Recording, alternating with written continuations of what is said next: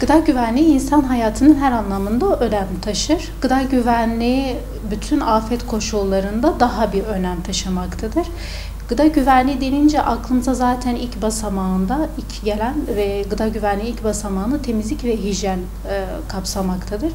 Ve tabii ki temizlik ve hijyen denilince de aklımıza ilk gelen temiz sudur. Ellerin yıkanması için, besinlerin yıkanması için, yiyeceklerin özellikle pişirildiği ortamın temiz olması çok önemlidir. Deprem bölgelerinde temiz suya ulaşımın sıkıntılı olduğunu da biliyoruz. Ve özellikle deprem esnasında sıhhi altyapının zarar görmesiyle su tüketimi, yani içme suların tüketimi çok risklidir. Bu suları peki nasıl güvenilir hale getirebiliriz?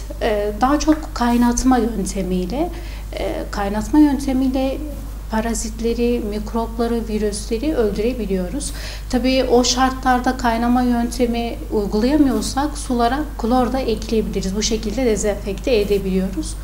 Tabii daha çok tercihimiz paketli ambalajlı suların tüketiminden yana. Gıdaların saklama koşullarına baktığımızda özellikle çiğ ve pişirilmiş besinlerin aynı ortamda bulunmaması gerekiyor. Çünkü çiğ olan besinler, yani gıdalar pişmiş olan besinlere mikrop bulaştırabiliyor. Onun için ikisinin de aynı ortamda bulundurmamak gerekiyor.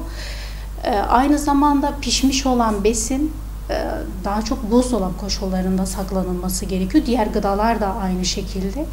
En fazla pişmiş bir besin 2 saat oda koşullarında bekletilebilir. Daha sonra bunun tüketilmemesi gerekiyor. Tabii ki deprem bölgesinde elektrik kesintileri fazla olduğu için buzdolabında 4 saat, derin dondurucularında ise 40 saat bulunduran besinleri, yani gıdaları tüketebiliriz. Daha sonraki süreçlerde, yani bu saatlerin üstüne çıktığı zaman buzdolabında bulunan besinleri de tüketilmemesi gerekiyor. Bu herhangi bir besin ya da gıda olabilir.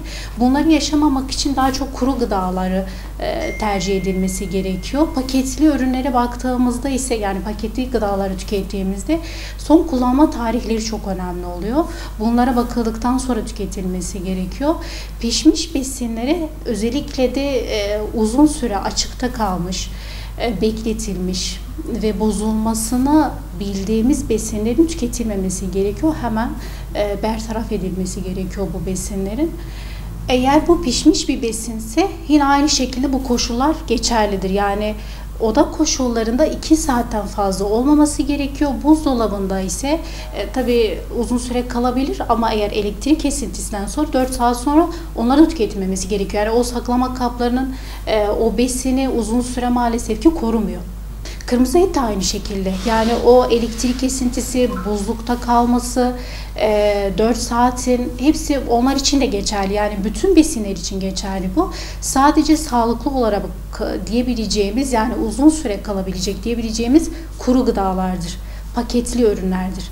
Bunları da tükettiğimizde kesinlikle son kullanma tarihleri çok önemlidir. Tabii ki yapan özellikle aşçılarımız için hijyen ortamı çok önemli. Bone takmaları, maske takmaları çok önemli. Tüketen kişi için de daha çok tabii o şartlar o kadar farklı ki, o kadar zor ki. Şimdi o esnada tabii bu bozulma var mı yok mu, kişi onu çok bilmiyor. Daha çok dağıtan kişinin aslında. Ama en çok da pişmiş besinler çok sıkıntılı oluyor. Yani uzun süre kesinlikle bekletilmemesi gerekiyor.